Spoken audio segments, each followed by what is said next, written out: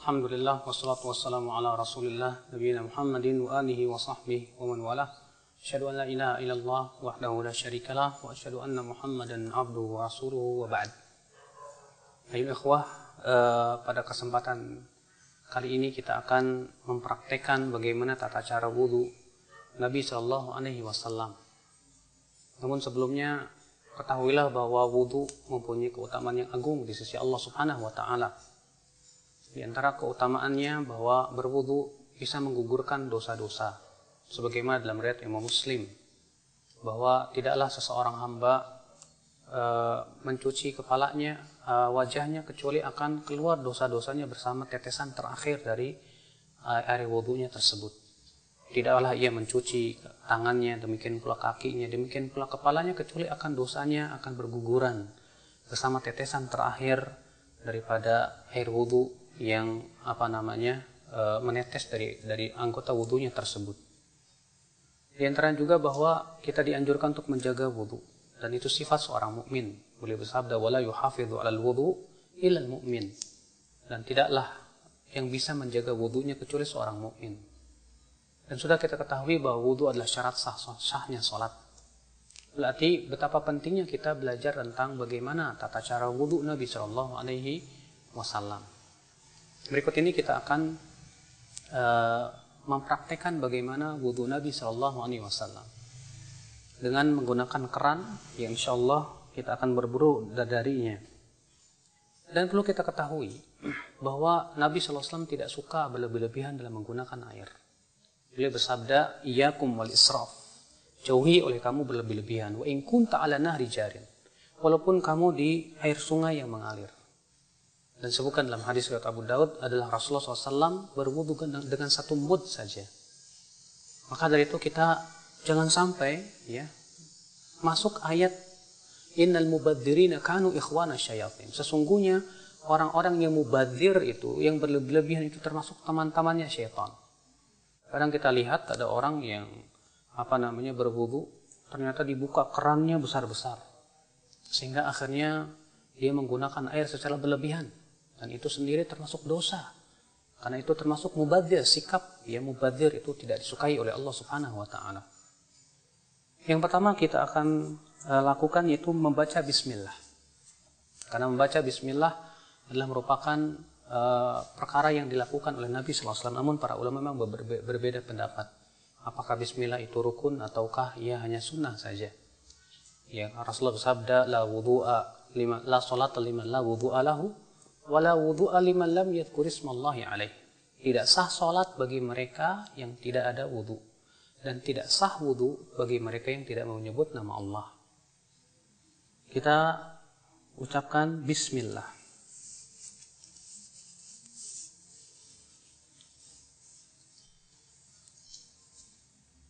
Bismillah, kemudian kita cuci tangan kita 3 kali.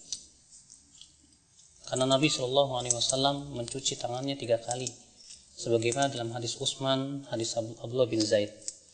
Kemudian setelah itu kita berkumur-kumur 3 kali.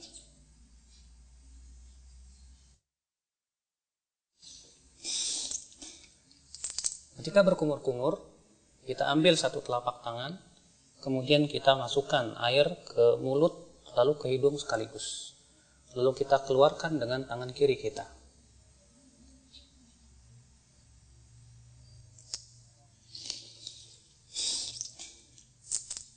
Kita lakukan itu 3 kali.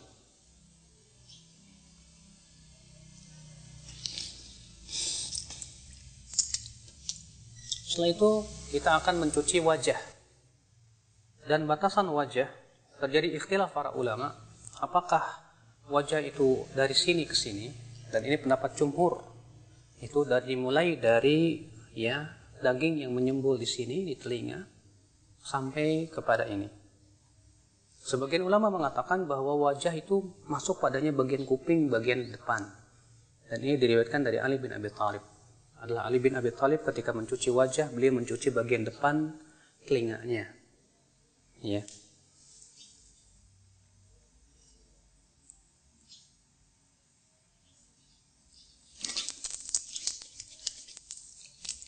Dan dalam riwayat Ibnu Abbas adalah Ibnu Abbas ketika mengambil air dari telapak kanannya, beliau iringkan dengan telapak kirinya, kemudian beliau mengusap atau mencuci wajahnya.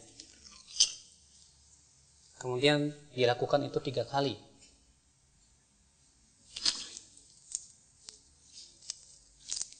Dan dalam riwayat Ali bin Abi Thalib, adalah Ali bin Abi Thalib setelah berwudu, yaitu mencuci wajah, beliau mengambil segenggam air, lalu kemudian diguyurkannya di ubun-ubunnya dan dibiarkan ia mengalir ke bawah. Dan ini termasuk sunnah Nabi SAW yang banyak ditinggalkan oleh manusia. Kemudian setelah itu kita mencuci tangan sampai siku-siku juga.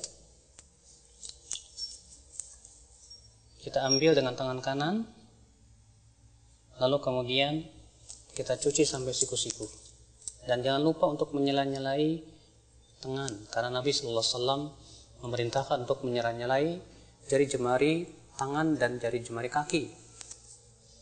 Dan kita lakukan ini juga 3 kali.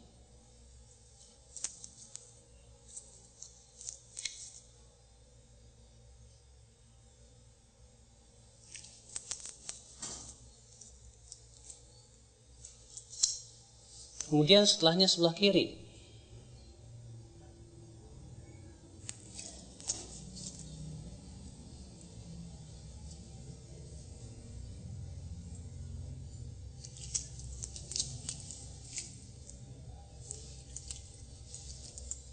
Setelah kita mencuci tangan, maka kita ambil air segenggam, kemudian kita mengusap kepala kita. Dan tata cara mengusap kepala ada 2 macam. Yang pertama yaitu mengusap dari arah depan, kemudian kita seret sampai ke tengkuk, kemudian kita kembalikan lagi ke depan. Begini. Kemudian kita kembalikan lagi ke depan. Lalu kemudian kita masukkan jari kita ke dalam telinga, lalu kita usap bagian belakangnya. Seperti ini. Karena Rasulullah mengatakan al-udhunan minar ra's. 2 telinga itu bagian daripada kepala. Jadi ini cara yang pertama, itu dari arah depan. Kita kemudian tarik ke mana? Ke tengkuk. Kemudian kita kembalikan lagi ke bawah, ke depan. Kemudian kita masukkan, lalu kita usap bagian luar telinga.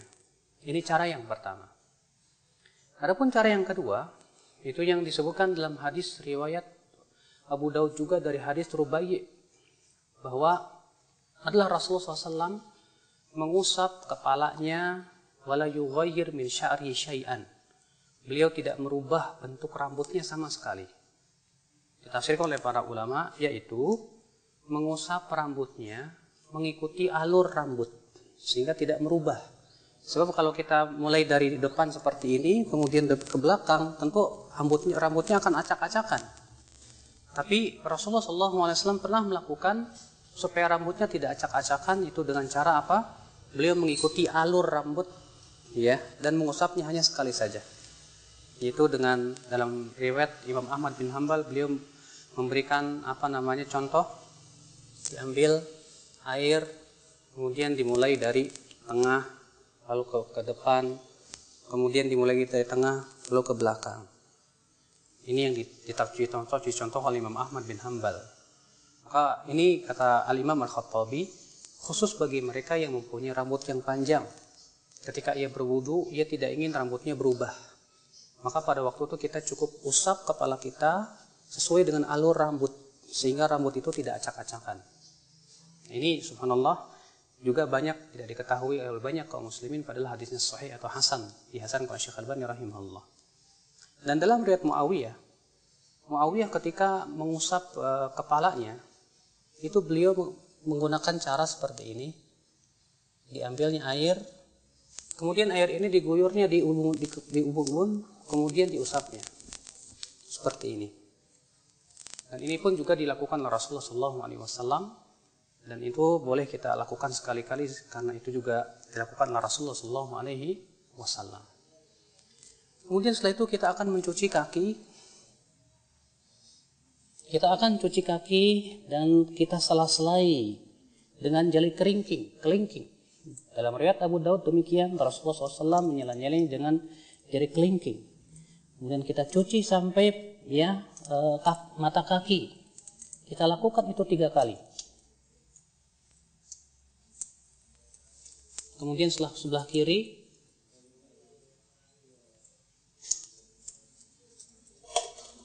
kita lakukan itu 3 kali.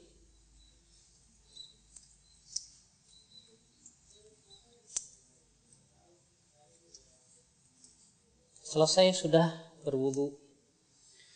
Lalu kemudian setelah berwudu dianjurkan kita mengucapkan asyhadu an la ilaha illallah wahdahu la syarikalah wa asyhadu anna Muhammadan abduhu wa rasuluh.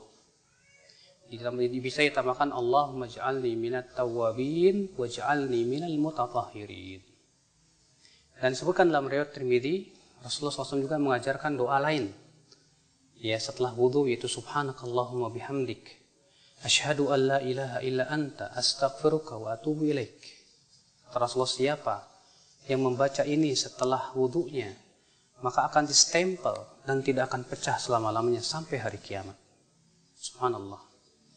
Rasulullah mengatakan, siapa yang mengucapkan setelah wudunya asyhadu an la ilaha illallah wahdahu la syarikalah wa asyhadu anna Muhammadan abduhu wa rasuluh, maka akan dibukakan untuk dia 8 pintu surga. Dia bisa masuki 8 pintu surga itu dari pintu mana saja dia masuk. Masya Allah.